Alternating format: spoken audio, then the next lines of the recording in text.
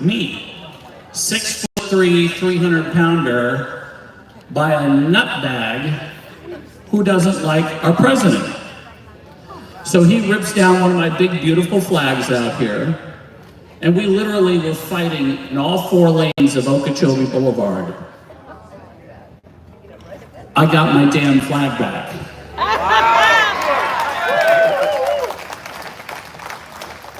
So, I would encourage everyone out here, especially given the events of yesterday.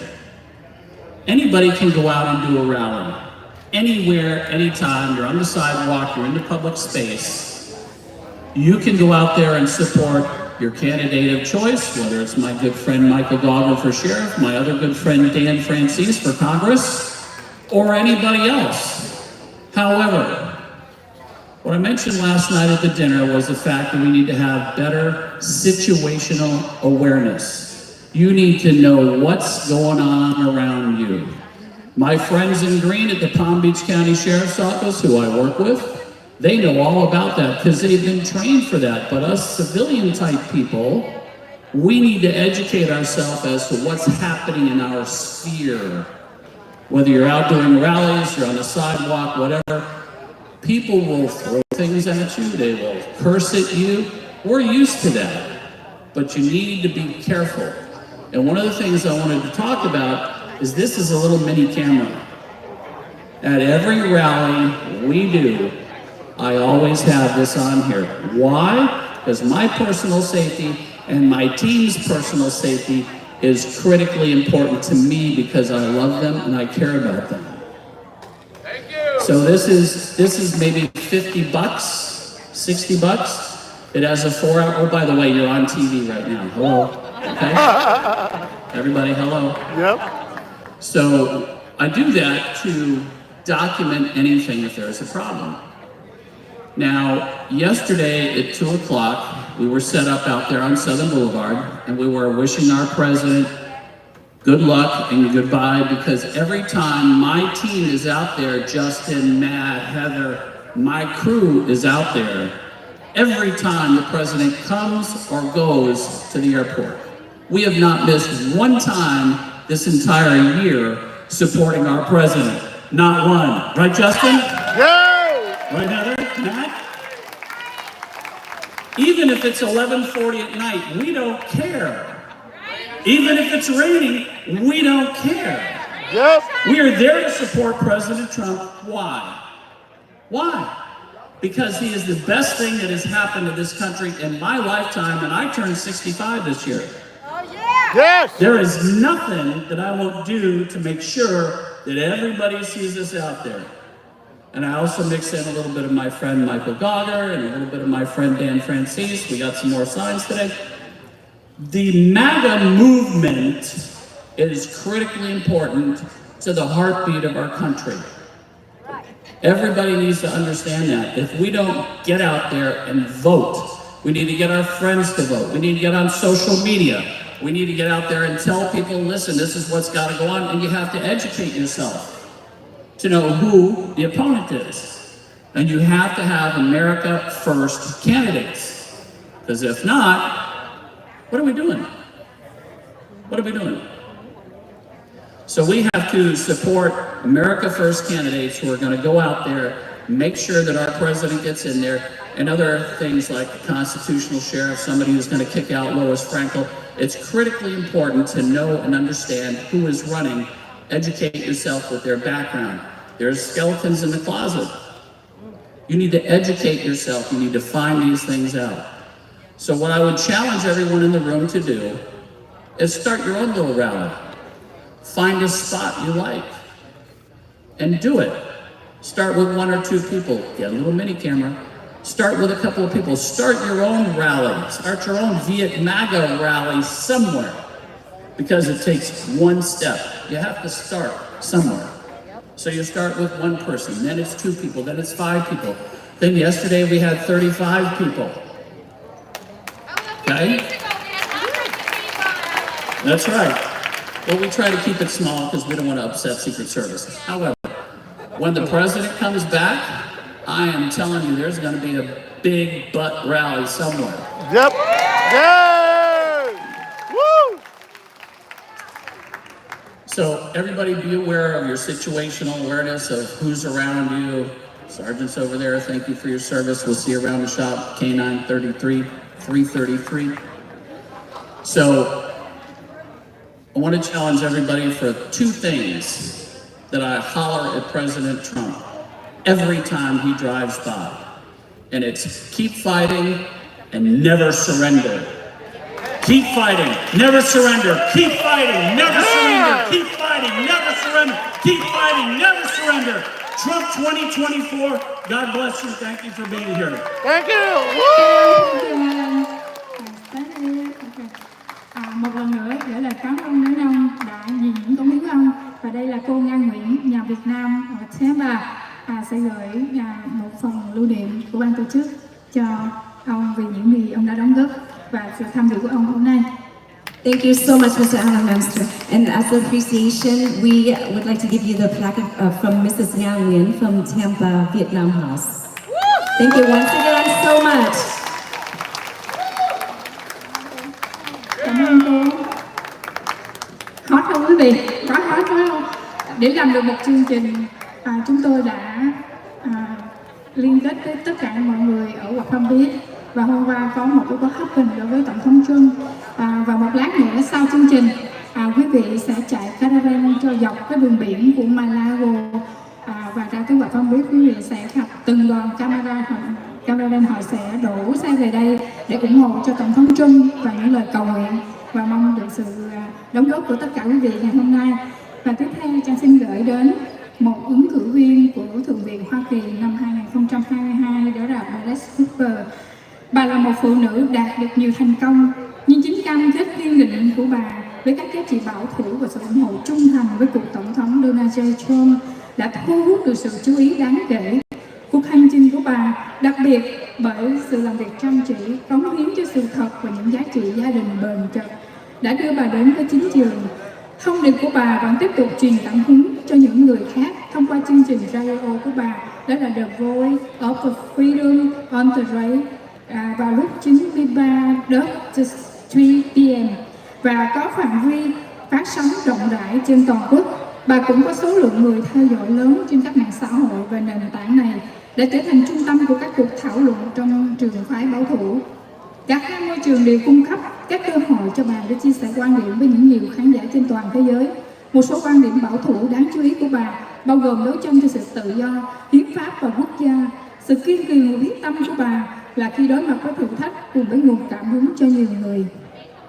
Ms. Peggy Hopper is a woman of many accomplishments, but it is her role as a conservative voice and staunch supporter of former President Donald Trump that has garnered significant attention. Her journey, characterized by hard work, unwavering commitment to truth, and strong family values, has led her to the political arena despite her unsuccessful bid for the U.S. Senate in 2022. Peggy's message continues to inspire others through her radio show, The Voice of Freedom on the Real Talk 93.3 FM, which has a nationwide reach. Peggy also has a large following on her social media platforms, which have become a hub for conservative discussions. Both outlets have provided a platform for her to share her views with a broad audience worldwide. Some of her notable conservative views include fights for freedom, the Constitution, and the nation. Peggy's resilience and determination in the face of challenges serve as an inspiration to many. Let's welcome Ms. Peggy Hopper. Chúng ta lớn không các bạn? Yo! Yo!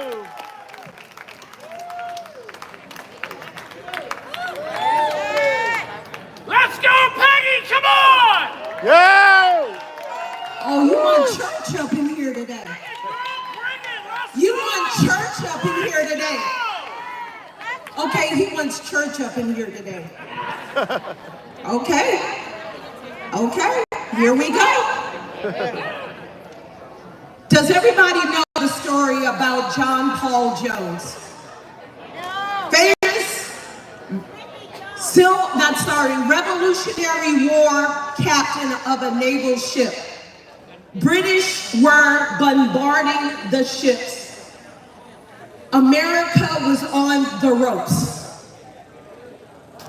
Richard Bouchard, Captain Richard Bouchard of the Continental Navy, just formed.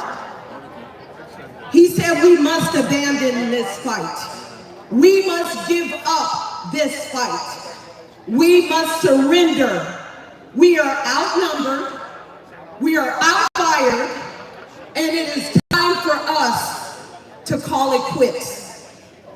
John Paul Jones said something very, very humbling, and it fits yesterday. John Paul Jones said, I have yet to begun to fight. Donald Trump said, fight, fight, fight. Yep. Now, when I said that yesterday, I did not know that Trump said, fight, fight, fight. That was a coincidence, folks. A sheer coincidence. John Paul Jones, 250 years ago, said, I have just begun to fight. Trump said, fight, fight, fight. And let me tell you, I did fight. Illinois decided where I live that they were going to take Trump off the ballot. I called the Illinois Republican Party and said, we cannot stand for this. We need to fight for Trump. Illinois Republican Party said, we want no part of it. We don't support Trump. So I got my coalition together. I got on my radio show. I drafted some Illinois citizens, 4 men, and this feisty little black chick up here. And let me tell you folks, Biden did not see it coming from 5 citizens from Illinois. I stood up at that courthouse and told the judge and the election commission, I am a veteran, I am a police officer, I am the mother of 6, I am the grandmother of 27. Wow. Woo! I'm told if I get 2 more, I get to patch over and get my own biker charter. If you don't know, I ride a Harley. Ready? Not bad for a 61-year-old. This is chemical living right here, folks. All the drugs are right here. But the judge was compelled, and he was very taken by my argument. I said, Your Honor, with all due respect, I am a veteran that served this country. I'm a former police officer that served her community. It's not about Donald Trump. It's not about Donald Trump. It's about me being an American, being allowed to vote for the person I want to vote for. It's about me having the right and the say to who I want to give my vote to, and this, in essentia, is election interference. The judge went back to deliberate and think about it. He came back out, he said, Mrs. Hubbard's argument is compelling. And the brief she wrote is also compelling because she does not have a law degree. And she made more sense than the lawyers that come before me. And he said, Mrs. Hubbard, why did you decide to do this? And I said, because I'm mad. I'm mad. That is what we need, folks. I became a Republican by accident. My husband, Charlie, of 37 years, served as a police officer. He was in Ferguson. He was Darren Wilson's training officer. And on July 3rd of 2017, I got a knock at the door. It was the police. And they came in to tell me that my husband was shot twice. And they didn't think he was going to make it. So I gathered my strength. I got off the floor. I jumped in the squad car, I made it to St. Louis, and I heard my husband screaming, and they were cutting off his uniform. He was in critical condition for 4 days. Thank God he made it. Thank God. And don't you know that crazy so-and-so is back at it right now? He's on duty right now in St. Louis. This changed my heart and made me not want to be a Democrat anymore, because I remember what Obama said, that Mike Brown could have been his son. Mike Brown was an upstanding citizen. See, this is what Democrats do, folks. They lie. They lie. Yes, they lie. They lie. They lie. Charlie and I made a conscious decision. At that time, we were no longer Democrats. We left the Democratic plantation. We left. Now, I am a Catholic. My husband is Baptist. It works, let it go. My husband and I went to his church in East St. Louis.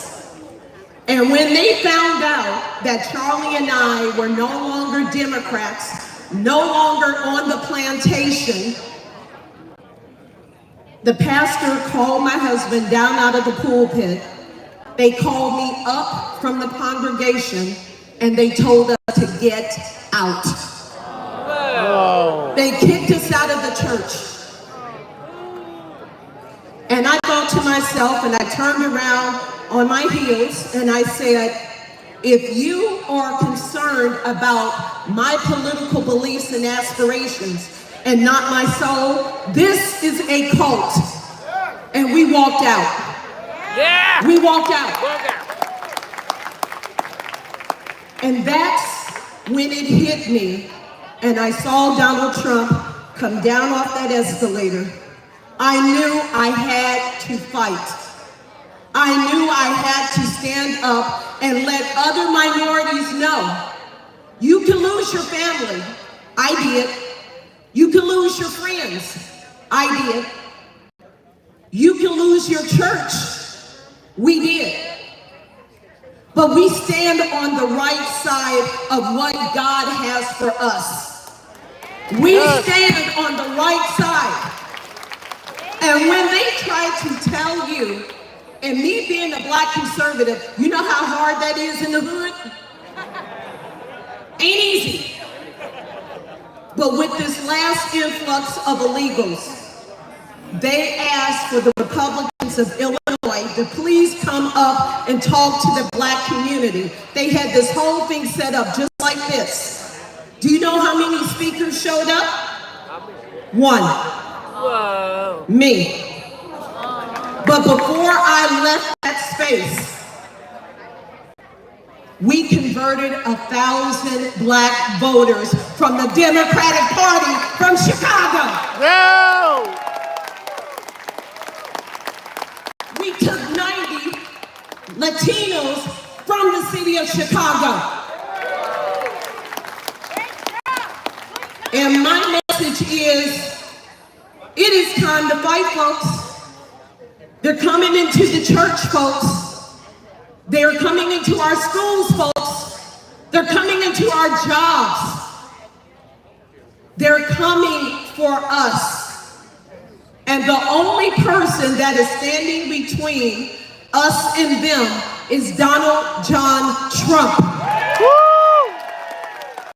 They're coming. And I relay this every day on my radio show. They are coming for all of us. The gloves are off. They showed us what they're capable of yesterday. They showed us. If they cannot impeach him, if they cannot convict him, if they cannot blackmail him, if they cannot steal an election, they're going to try to kill him. And it came true yesterday. It came true. They are capable of coming after all of us. That is the warning shot folks, that we need to pay attention to. They want us. But we're not going to give in. Just like John Paul Jones said, we have begun to fight. We have begun to stand up. We have begun to be heard. We are not going quietly. We're not going to go. Like I said yesterday, this room is not full of Vietnamese Americans. This room is not full of white Americans or Latino Americans. This room is filled with Americans. We don't need labels, but if you have to put a label on me, I am a patriot. I am an American. I am a veteran. I am a former cop. I am a wife. I am a mother. And I'm a pretty hot biker. Yeah! Woo! Just saying. I look pretty good on the street glide. CDO, the big boy. But folks, this is bigger than all of us. The presidency is not one man.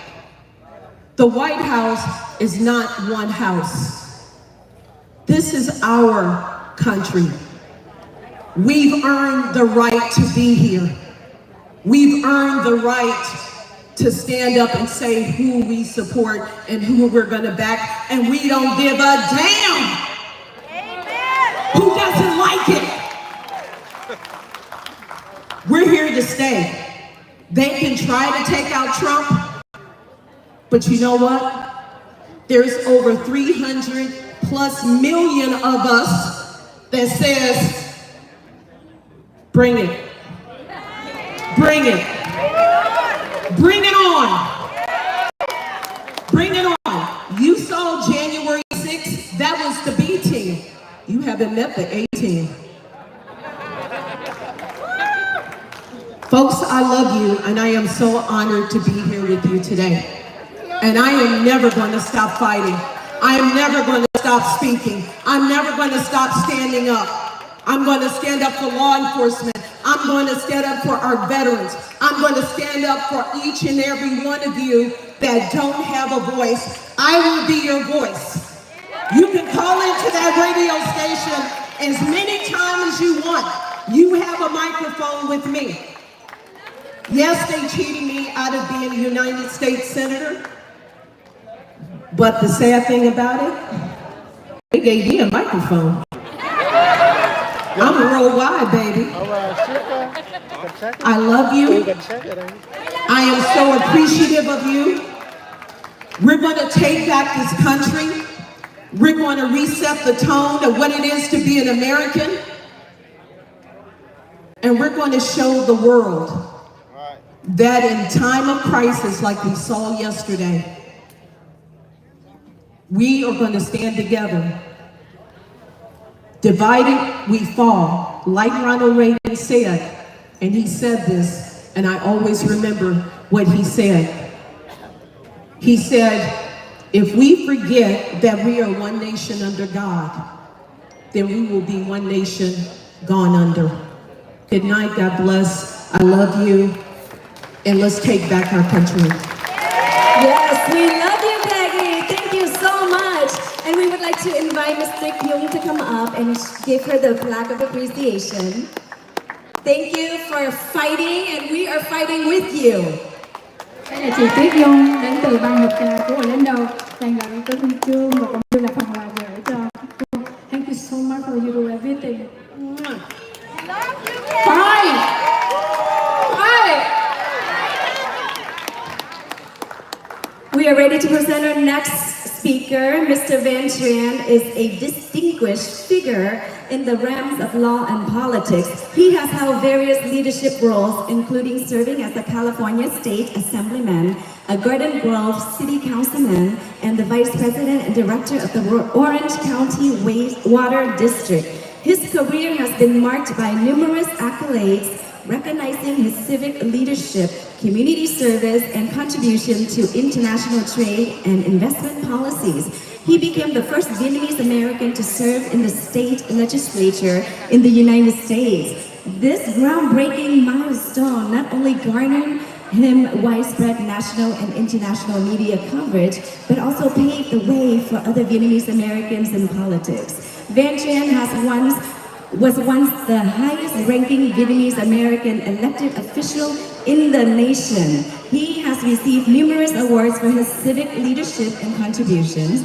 Currently, he serves as RNC delegates for Trump 2024 and is also the Vice President and Director of the Orange County Water District, which manages and supplies groundwater services to 2.6 million residents. Let's give him a round of applause.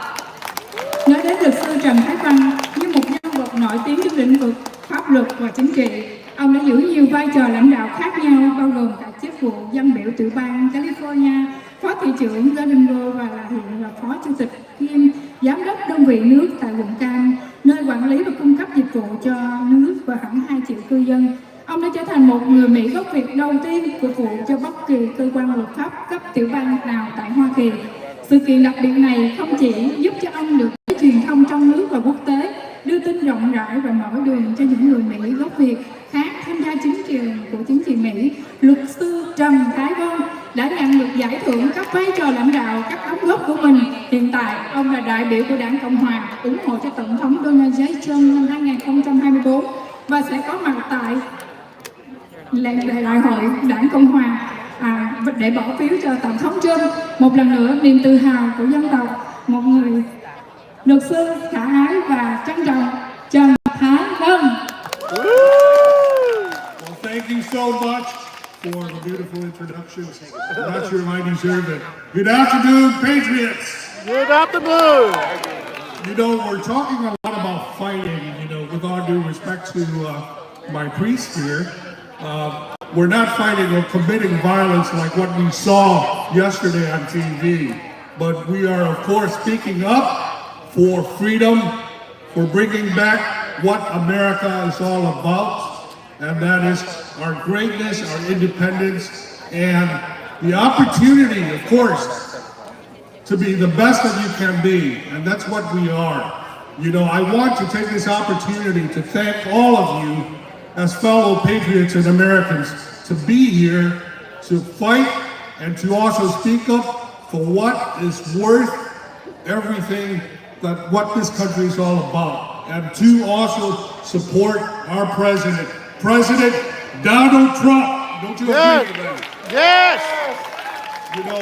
Assemblyman Tran from California and I will be flying to Milwaukee later this evening as national delegates for President Trump, and we will be honored, of course, to cast our vote to nominate him and our VP for the 47th President of the United States, and we will speak, of course, on your behalf at the National Convention, and to make sure that all of us, our voices are heard. But everyone in this room also has the responsibility and the opportunity to make sure that our President, Donald J. Trump, will be the next president occupying the White House come January 20th, 2025. And each one of us from throughout the United States, and I know that not only here in Florida, but all of us came from different parts of the country, from Massachusetts, from the East Coast, ourselves from the West Coast, from Washington State, from California, and of course from the South and the Upper Midwest as well. We all, as Americans, have an opportunity and the responsibility to speak up for our rights and to fight for our freedom and to make sure that not only America is great, but we will be greater with President Trump in the White House, fighting a good fight, representing our values and all the issues that we care about as freedom-loving Americans. The opponents, of course, have taken shots at him, demonizing him when he first ran, ridiculing President Trump as a candidate, minimizing his candidacy and the issues. When that didn't work with Hillary Clinton, of course, what did they do? They persecuted him, prosecuted him. In the history of the United States, you know, in the history of the United States, nearly 250 years, there has never been a candidate of a major party like President Trump, who has been prosecuted and persecuted in four different trials, both at the state level and also at the federal level in four different jurisdictions and states. That's not going to work. And he's going to beat all of that because at the end of the day, the American people will speak, and that's going to be the last verdict that will count. And the American are who? They're all of us. They are us. And we have that responsibility, of course, to make sure that our fellow neighbors and family members and relatives come out on November 5th to vote for President Trump and to make sure that our agenda will be heard so that our country will be great again. You know, it's, in conclusion, it's really nice to see that our community comes together, not only the Asian American community or the Vietnamese American community, but the Latino, the mainstream community, of course, with the African American as well. All of us as fellow Americans come together because we share at the end of the day the same country, the same community, and the same values about our family, about faith, and about freedom as well. And that is what's important for all of us, because if we lose this country, where else can we go? We have no other place. So we need your help. We need your participation. We as partners, as fellow Americans, will bring this country great again to where it will be and continue to be. As what President Reagan has said, that there is that shining beacon on the hill. And democracy is still an experiment, 250-year experiment, but it's going to be up to us as the current generation to make sure that experiment lives on for our children and for our grandchildren. So thank you so much for the opportunity today. Let's do one thing before I leave the stage, and that is to get some momentum going. If you can join me when I yell out our president, please respond with Donald Trump. We'll do this 3 times. That's our commitment and support for President Donald Trump. Will you join me, please? Yes. Our president! Trump! Our president! Trump! Our president! Trump! Thank you so much, and God bless you. Gửi lời cảm ơn Binhvo vì những đóng góp cho cộng đồng, và đây là chị Lan sẽ gửi một phần quà lưu niệm của ban tổ chức. Thank you so much, and Ms. Yalan will be presenting the appreciation flag. Thank you for taking your time out today and giving us your speech, and thank you for all the motivation. Once again, a round of applause for Mr. Tran.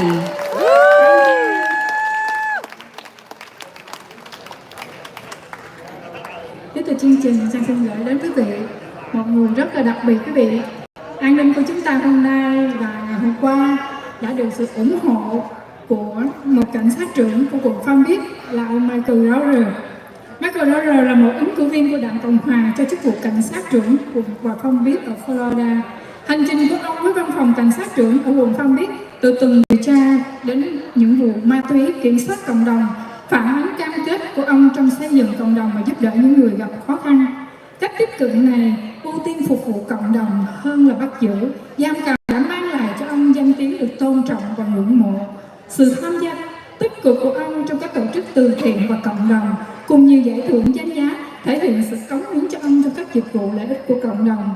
Đáng chú ý hơn, ông đã nhận được một bằng khen đặc biệt vì đã công từ Tổng Thanh tra Bộ Gia cư và Phát triển Đô thị Hoa Kỳ trong việc cải thiện chất lượng nâng cao của cuộc sống cho những người khó sống trong đơn vị gia cư và chính phủ cung cấp.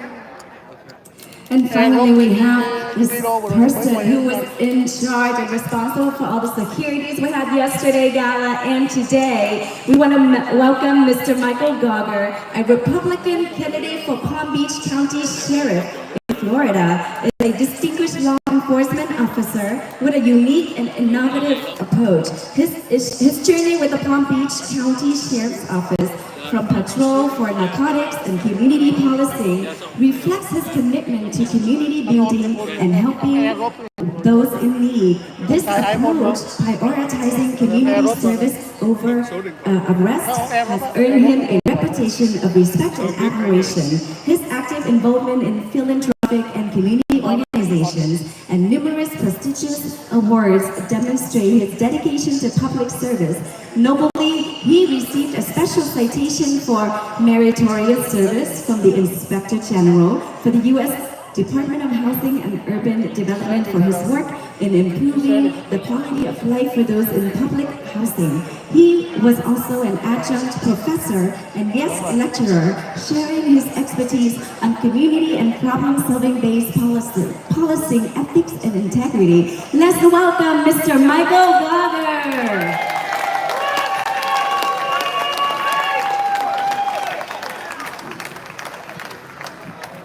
Thank you, lovely ladies, for that nice introduction. Americans, patriots, Trump supporters, thank you for attending this wonderful event.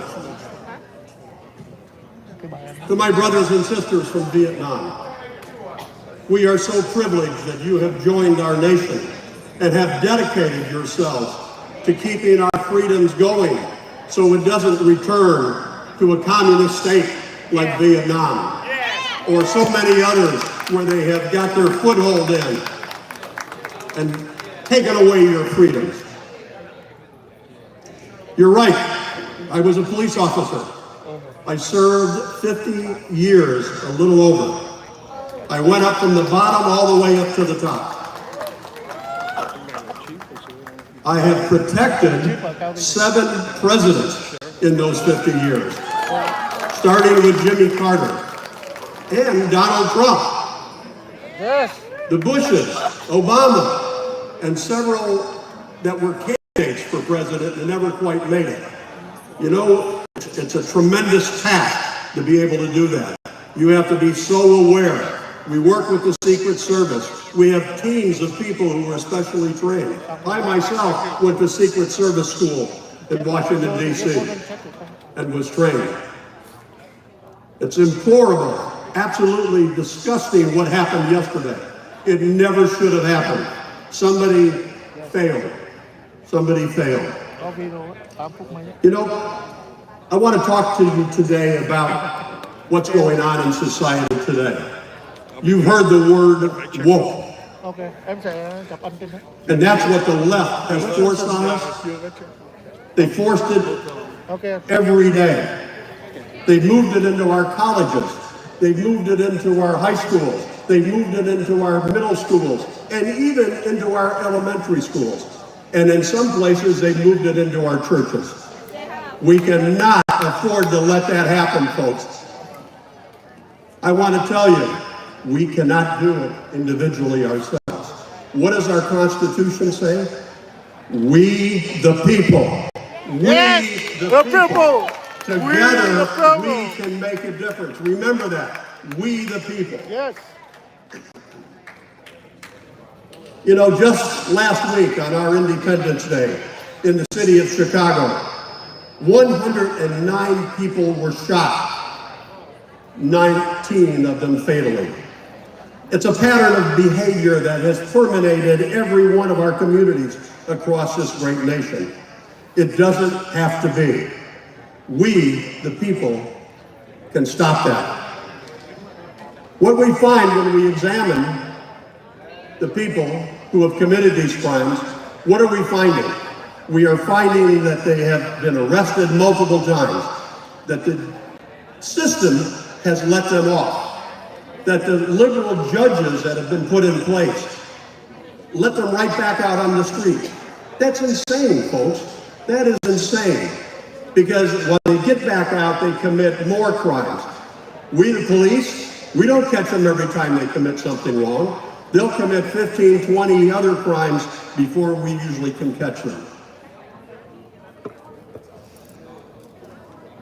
The liberal system, and especially these woke cities, has let them out of jail for prior offenses. The judicial system, again, lets them go instead of holding them accountable. Now, not everybody that commits a crime is a problem. There are so many that have mental health issues. There are so many, right, that are substance disorders. You know what? We have ways to treat them. We can make a difference with them, but we're not putting our money where that's important. And folks, we have to do that. Let's keep those bad guys in jail that commit these violent crimes and don't want to change their behavior, and let's help the people with mental health and substance disorder treatment. And that is where we the people, again, we the people must take a stand. We must elect those people who have the histories of making a difference. The people that we put in power at all levels that have a history of doing what is right. That show us that they have responsible and conservative values. Those who will hold accountable those who will try to destroy our nation. And they're doing that at every level, folks. I've talked about the lawbreakers. Get them the help again. Let's make them productive citizens. If you check my website, GoerForSheriff.com, you will see videos of people in all the diverse communities that I have served that have stood up and said, you know what? We've made a difference. We've made a difference to them. One guy said, you know, you not only helped me, you helped my mother. You gave my mother her son back. You made me a productive citizen. One guy has 33 years being straight and sober, and he's out helping other addicts and alcoholics every day. That's what we need to do, folks. You know what? There's a guy, Robert Cherry, of Real Clear Policy, and I've quoted him. He said, social justice advocates have simply refashioned their desires to weaken the police enforcement. In places like Philadelphia, despite historical homicide and carjacking rates. You know what? The administration is focused on reducing the ability of the police to do their job. They actually eliminated police from making car stops. Car stops on felons that lead to major arrests. You know, we can't do that, folks. We, the people, need to stop that. We, the people. You know, look at the lack of border security and open immigration that has gone on with this administration. You know, we haven't vetted those who come aboard who have terroristic and violent histories in the countries that they come from. They have brought in young adult males of military age. We have no idea who they are, from places like China and some of those Middle Eastern countries that want us dead as Christians. We cannot allow that, folks. We need Donald Trump to get into that office and bring that border wall back and stop that crazy immigration.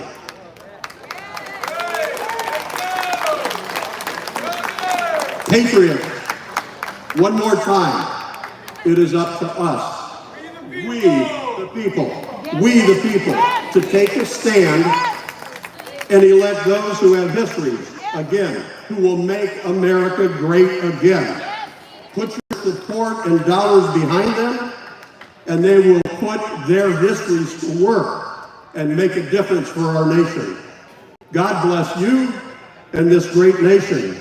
We can overcome what has been done and ensure the freedom that so many have sacrificed their lives to maintain. I was lucky.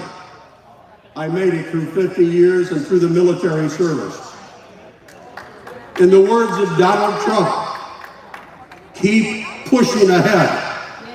keep fighting, and never, never surrender. Thank you. God bless. Thank you so much. Cảm ơn anh. Thank you so much, sir, and we welcome Ms. Binhvo to come up and present you with the appreciation plaque. Thank you for all that you do. Đây là cô Phương Phạm. Cô sẽ gửi một phần quà ủng hộ tinh thần hôm nay đến với ông vì những ông đã đóng góp cho chương trình này. Thank you for your service.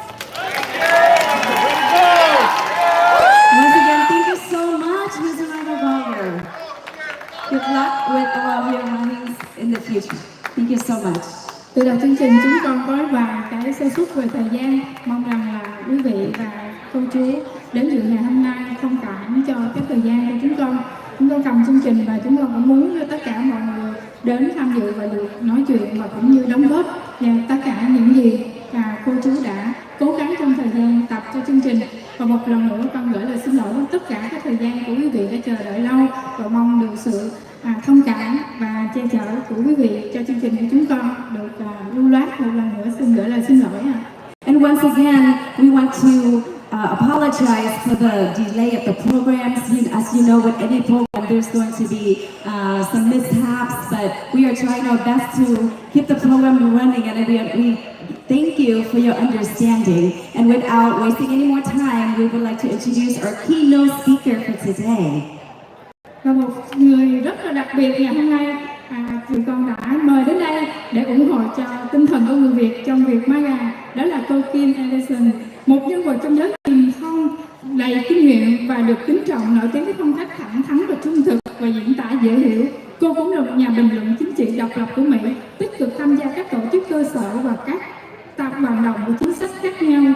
Sự nghiệp của cô Kim đã trải qua nhiều nền tảng truyền thông, từ việc trở thành người dẫn chương trình trò chuyện trên phát thanh toàn quốc của chương trình, và đến khi làm việc trong lĩnh vực truyền thông, cô có những đóng góp và những lần cô có những cuộc phỏng vấn rất là nổi bật đối với những nhân vật chính trị.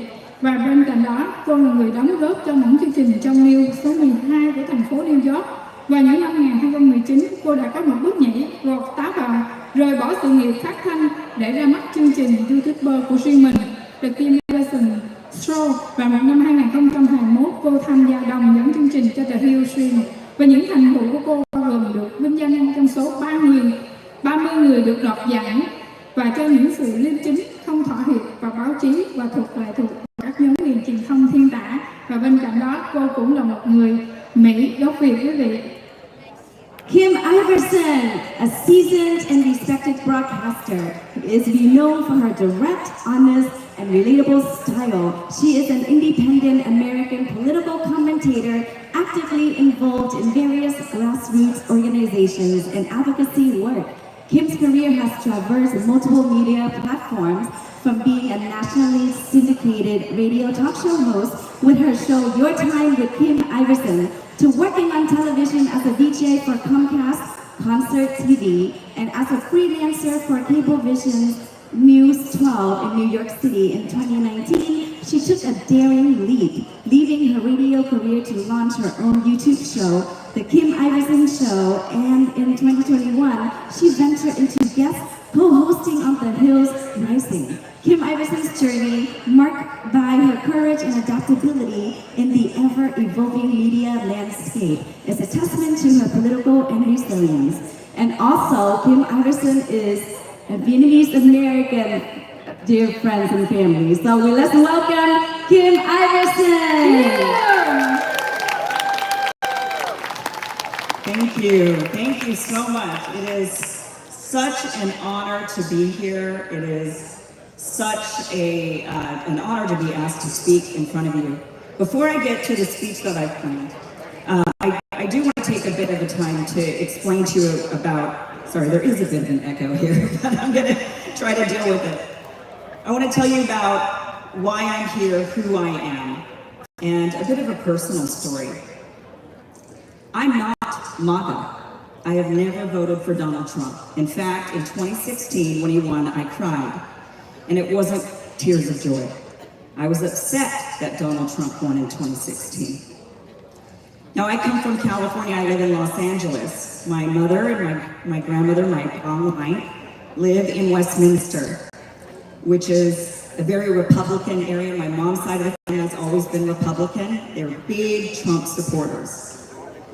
When Donald Trump won in 2016, I started to notice that the mainstream media said things that didn't really align with my personal experience.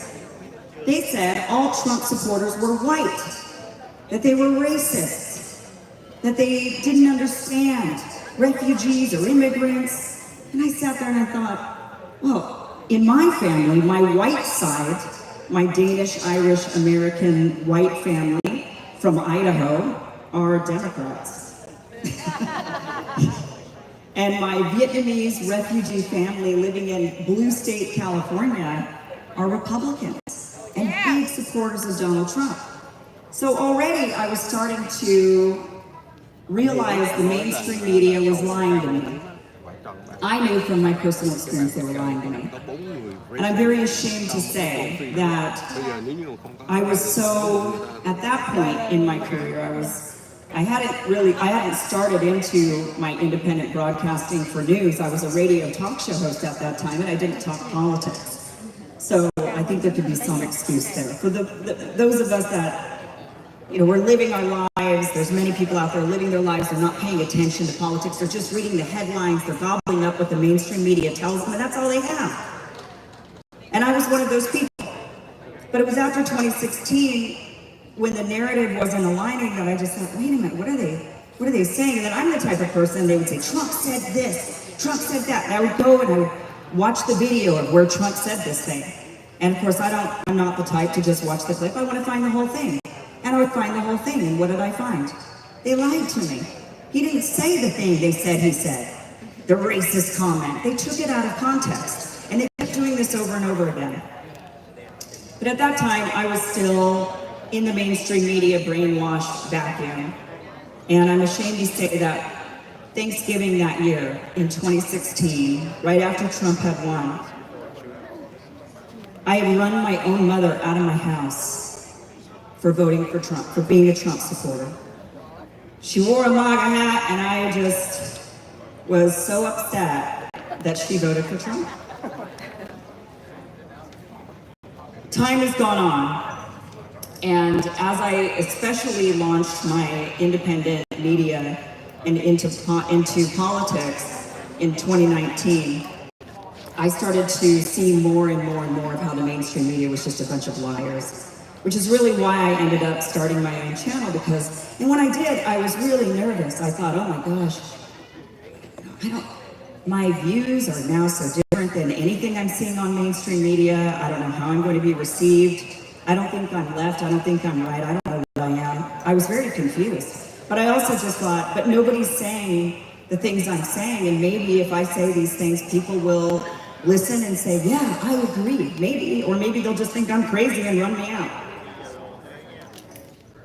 And luckily, when I started speaking up and saying, we're being lied to, and these are the things that they're lying to you about in the mainstream media, and I'm going to correct the record, this is the truth, more and more people started to watch. More and more people said, yes, that's right, that's right. So now, fast forward, and the reason I accepted to come here and speak, I said to David and Michael when they asked, I said, I'm not MAGA, right? I mean, you guys know, I'm friendly with MAGA, I support MAGA, I support Donald Trump, especially he's clearly heavily politically persecuted. This is a dystopian nightmare we're living in. We're losing our freedom. And they said, this is about join to save America. Anybody who wants to join to save America is welcome here. What does that mean, save America? That's what we're here to do, right? This isn't just about supporting Donald Trump or getting together in an echo chamber or in our political camps that we live in. This is about saving America. What does that mean? Well, we want to save America from the collapse of freedom.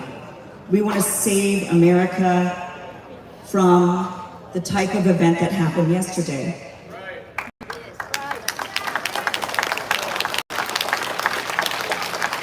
Now, the worst thing about what happened yesterday,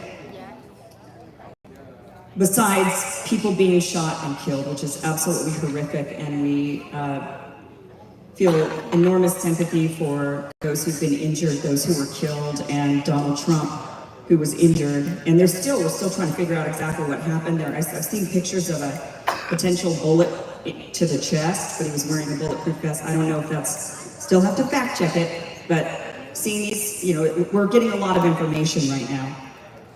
But the worst thing about yesterday is that none of us were surprised. What does that say for where we're at as a country? That none of us were surprised. A former president, the leading candidate in the presidential race, the likely next president of the United States, was shot, and none of us were surprised. That means we've already lost the country, and now it does need saving. It needs saving.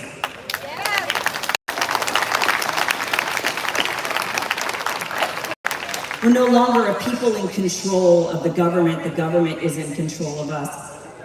And that is what we're trying to fix. That is what needs to be changed. We need to preserve freedom in this country. We have to preserve that freedom. And him being shot and none of us being surprised just makes me wonder, are we already living in the banana republic that we worry that we're reeling into? Are we already there?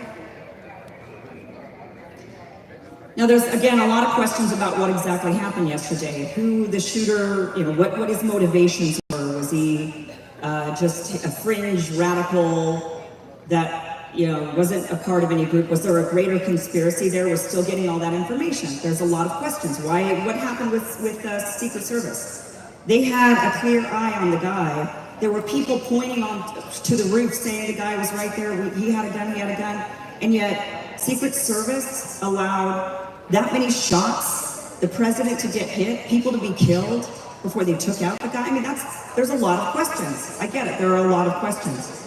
One question is, was the guy there's some that say, no, it wasn't a conspiracy, Secret Service did their job, everything was fine, but this guy was just indoctrinated. But whichever way it was, it's bad, right? I mean, if he was indoctrinated because he's listening to the rhetoric of the Democrats constantly saying, this is the most dangerous moment in our history. This man is going to destroy America, as they systematically destroy every ounce of democracy we have in this country. They sit there and they gaslight us. They tell us Donald Trump and the MAGA movement, that you here in this crowd are the threat to democracy.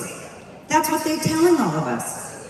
But in reality, they have done everything they possibly can to undermine democracy. Do you remember Russiagate? They started off, right? The minute Trump got into office, oh, it was Russia. Russia did it. They've infiltrated. People can't possibly like Donald Trump, especially these minorities. They don't. You guys must be, somehow brainwashed by Russia. They spent millions and millions of dollars. They spent millions of dollars on investigating, a sham investigation, going down paths, investigating some dossier that now we find out Hillary Clinton's campaign was behind. I mean, then they go on and they impeach him twice. Ukraine, they said, this is like the comical stuff now, especially when we find out more about Biden and his family and the connection to Ukraine. And they sit there and they try to tell us, it was Trump. He was doing some nefarious stuff with Ukraine, so we have to impeach him. And then they say January 6th, he was doing an insurrection, even though he stood there and obviously said, but they edited it, because that's what mainstream media does. He obviously said, we're going to peacefully protest. And they edit that out, and they try to tell us, he was inciting a riot, inciting an insurrection. They then have done a laundry list. I can't even name all of the lawsuits that they've now engaged in against Donald Trump. Endless lawsuits, from tax evasion to hush money, which, the one that he was just convicted of for a felony. Where was the crime? Somebody explain to us what the crime actually was. They still can't. They said, well, no, there was a crime. Just trust us. Oh, we'll trust you. We'll trust you that there was that crime that you can't even fully articulate. They're going after him for classified documents. They've done numerous House investigations Congressional House investigations. And you know what they do with those? They've now imprisoned people. You've got people sitting in jail right now because of these House investigations. They went on these sham investigations, spending again millions of our taxpayer dollars to do them, and then they throw the political dissidents into jail, saying that, well, it was for what? What's the crime? Contempt of Congress, they say. Not respecting us. Well, Congress doesn't respect us, the American people. They're the most useless branch of government. They don't do anything. No offense to you in Russia. But you guys get in there and do something, make change, okay? Actually start doing something. So of course, after they've gone after him, and then they try to rip him off the ballots. I mean, that was the most egregious attack on our democracy, to try to take that choice away from us. So many of us who have never voted for Donald Trump have reached a point where we say, I think this time I'm gonna do it. I'm gonna vote for Donald Trump. And there's so many people who have that feeling because they see what is going on in this country. They see the political persecution. They're seeing, and that's what's important here. I stand here today as an independent. I am a political independent. And we're in the majority. And you, the MAGA movement, have been nothing but kind. Unlike, by the way, the other side. The other side is me. You say, oh, I'm an independent. How dare you? You might vote Republican? What do you think? Oh, you are the worst. And they call us all kinds of names. But the MAGA movement has always been warm and welcoming and accepting, and very much wanting to bring people in to see the truth of what's actually happening, the gaslighting that's happening. And you guys are the real fighters. I mean, you're the ones that, it's incredible. It's incredible. You've lost family members. I mean, look what I did to my own mother. I mean, you've lost family members, you've lost friends, you've lost your jobs, you've lost your status in communities, all because you stood strong for something you believe in. That's amazing. You are the real fighters in this country. You've stood up against all odds. There is no other group, political group that I can think of, no other major political group that is this persecuted, this demonized, turned into pariahs of society. And yet, you've stood strong. And you've shown that this is the way forward. We have to stay strong, we have to stay together. We have to bring people in, we have to get people to start waking up and seeing the truth and not being gaslit anymore by the mainstream media. Because they lie. And all the politicians are lying too. Except those of you in the room that are politicians.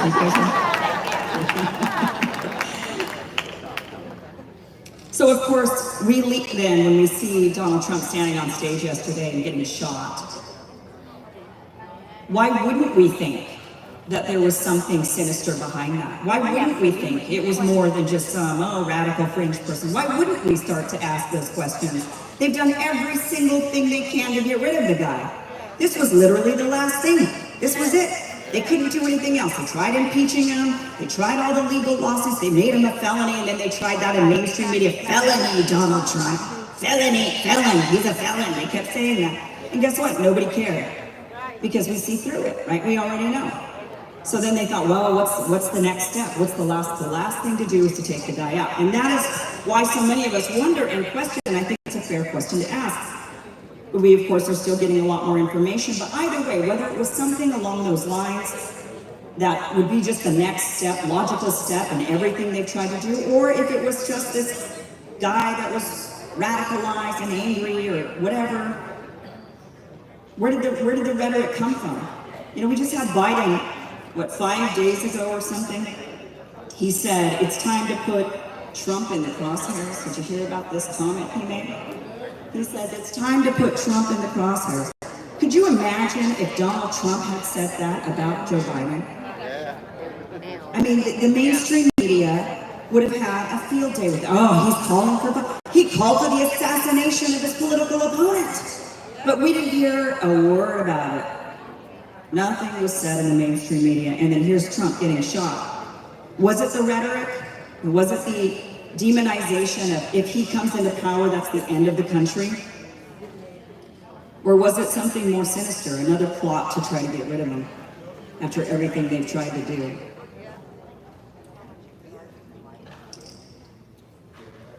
The thing that we're fighting for, what we're trying to do, why are we saving America? It's not just from the mainstream media or the crooked politicians, the establishment. It's about freedom. It's about preserving our freedom, right? That's what we want to save. I mean, what's a country worth saving if it's a crap country? If it has values that nobody cares about. But the thing is that America has values we care about, right? We like those values. We want that freedom. And we want to preserve that freedom, and that's why it's worth fighting for. That's why it's worth saving. That's why we're joining to save America. Yeah.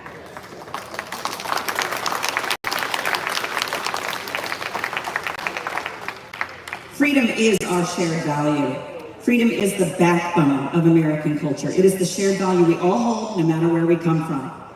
So whether we come from Vietnam, we come from Europe, we come from Africa, Asia, the Middle East, anywhere, the reason people pack up their bags, imagine, many of you don't have to imagine, many of you have this experience, but a person that packs up whatever they can carry and leaves everything they've known, their home, just, you have an affinity for your home. You look in the sky, you look at the mountains or the plains, you see the water, you see all of these things that you grew up with, and you love the landscape. You love the sky and the stars that you were born under and raised under, and your childhood friends and your neighborhoods and the places you go eat and everything you've ever known. Now imagine leaving all of that behind. Why would you do that? Why would you pack up and leave all of that behind to go to some strange place where you don't know anybody, you don't know anything, because you're in pursuit of freedom. The freedom to live, the freedom to prosper, the freedom of opportunity, all of those freedoms. That's what unites every last person who comes to this country, whether they come from Europe, like my family did around World War I, they came from Denmark on my dad's side, or my mother who came here in 1975. That freedom is what all Americans, no matter our color or religion, our ethnic origin, our country of origin, that is what unites us. It's that freedom, and we have to preserve that. We have to hold on to that. I want to share with you just a little bit of my grandmother's journey, because nobody, in my opinion, knows the value of freedom and fighting for it more than my grandmother, my bao. She was born in North Vietnam and lived in North Vietnam, and when the French War happened, she ended up escaping and took very little with her and had to escape to the South. She went to the South, and you know the story. Many of you share that same story of then needing to leave the South. My family was one of the last to get out in April of 1975. They did the long journey. They went to the Philippines and to Guam and to Hawaii and Camp Pendleton before they finally were resettled into Boise, Idaho. Why Boise? Because there were nice conservative families that were sponsoring Vietnamese refugees. Then it's some side story here, but they ended up in Iran. they came to America, but then did a side trek over to Iran. And they were in Iran for a couple of years until the fall in 1978, and had to escape out of Iran with the help of a U.S. Senator, Frank Church, who had to help get them out because my older cousin happened to be born in Iran. But she was Vietnamese and American, like me, half. But it didn't matter. Iran said she's an Iranian. She was born here, and they wouldn't let her go. She's an infant at the time. She was born in 1978. So my family had to hustle, and as they were being evacuated out of Iran, they had to get the help of the U.S. government to evacuate my cousin as well, and they were able to do it. I was the first one born in America in my family. But my grandmother, having escaped tyranny 3 times, and she's still alive today. She's in her 90s, living in Westminster, California.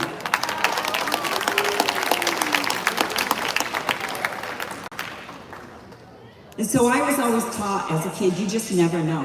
You never know when something's going to happen, when your government's going to be taken over, when your country's going to fall. You can never take it for granted. You have to fight for that freedom. You have to fight for your country.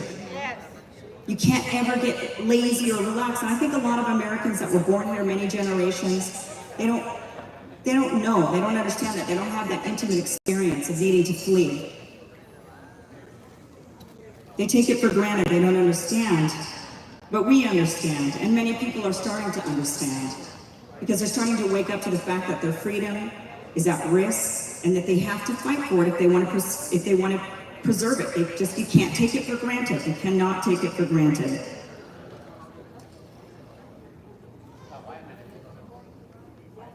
So,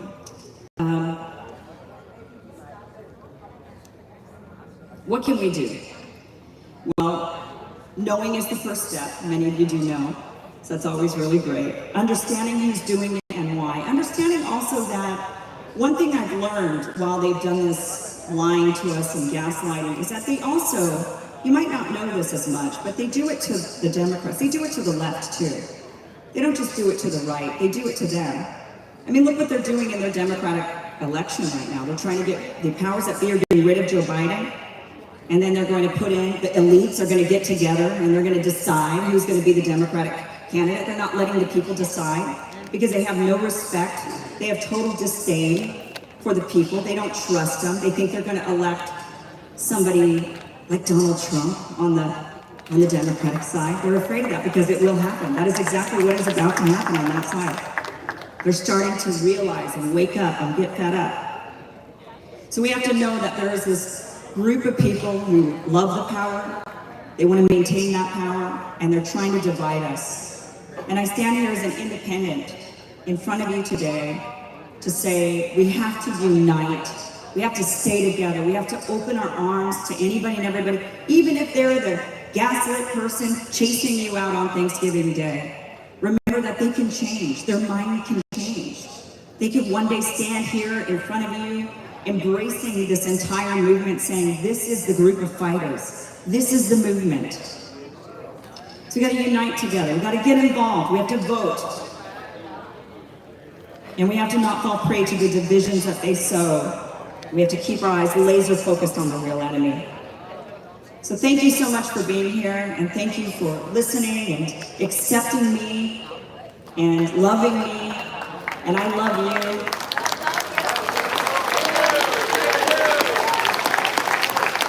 Thank you guys all so much. Keep fighting. Keep fighting. Fight, fight, fight. Thank you so much, Kim. Hôm nay sẽ tặng cho cô Kim một chiếc áo dài để mà bằng nhau quý vị, đúng không ạ? Thank you so much, and we have this appreciation plaque for you by Miss Bear Pham. And we appreciate your time and dedication in fighting, and we will continue to fight with you, Kim. Thank you so much for standing up for the Vietnamese Americans.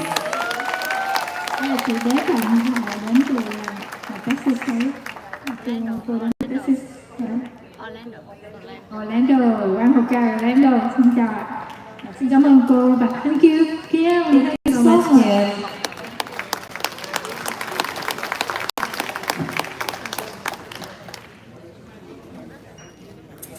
Mr. An Joseph Cao, the first Vietnamese American to be elected to the U.S.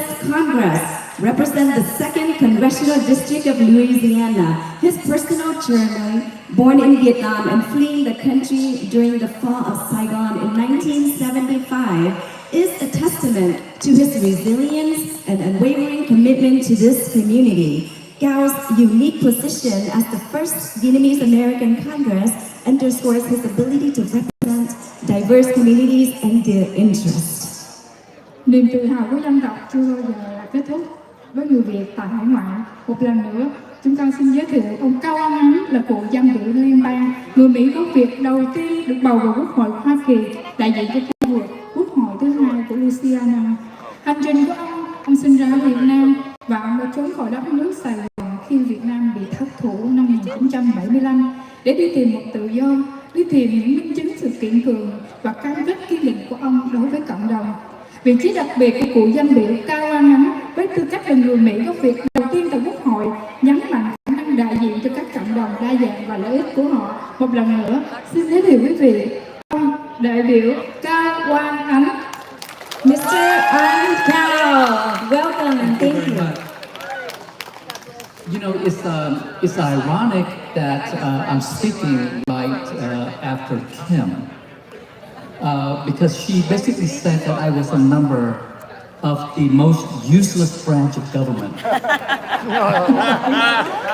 Right? So as a former member of Congress, I belong to the most useless branch of government that is supposed to be an equal branch to the executive and to the judiciary, right?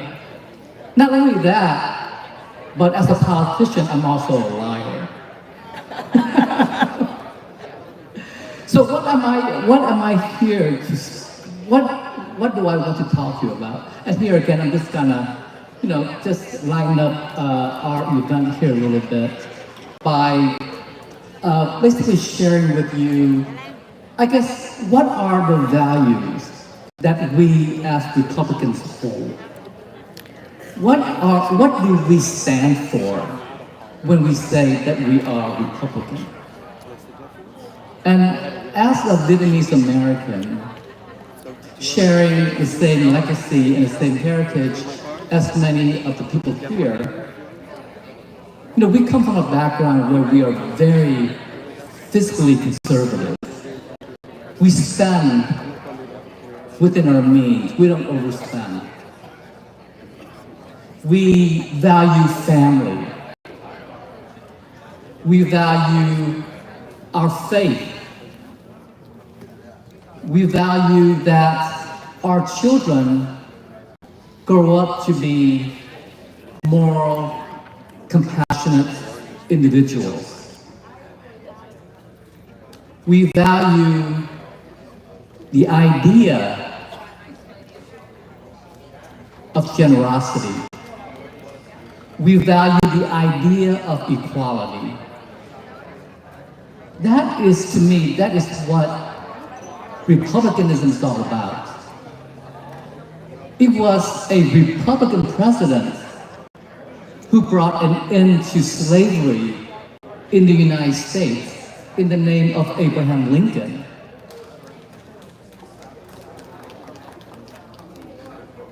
So here again, when we're talking about Republican values, when we talk about conservative values, what are we trying to conserve?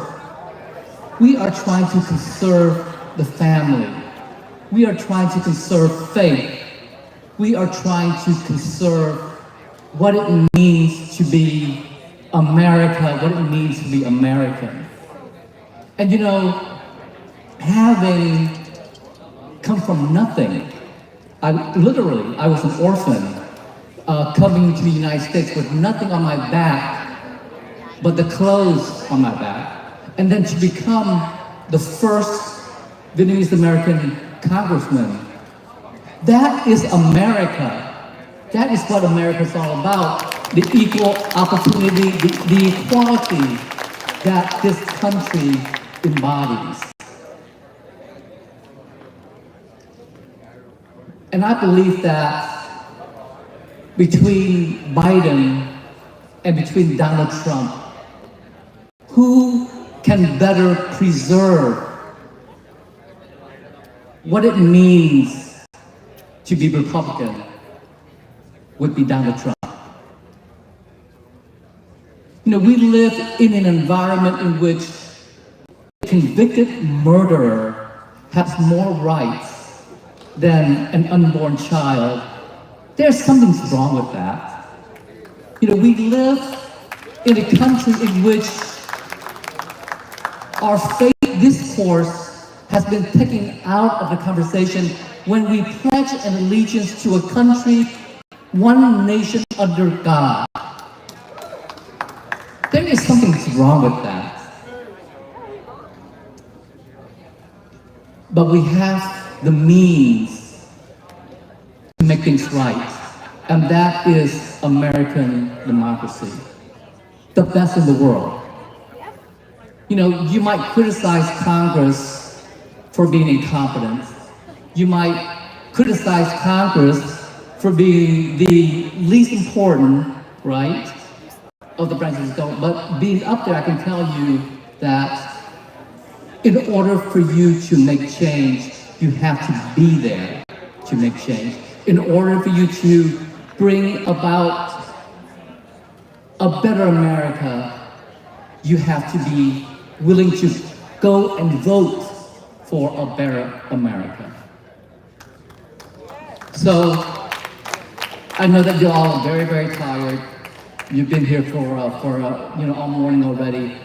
I just want to leave you with one message. That to make America great again, it is upon you, your ability to make America great again. Thank you very much.